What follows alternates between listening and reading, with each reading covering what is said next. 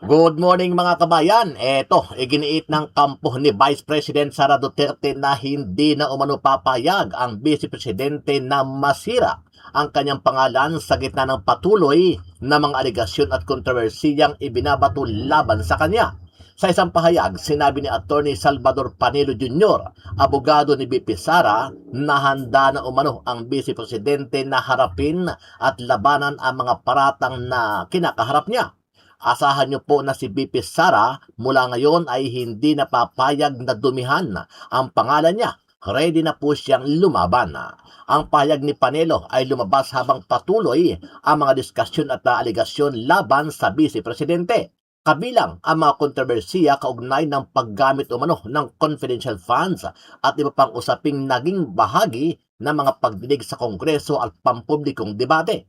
Kasabay nito, kamakailan ay nagsampa ng perjury complaint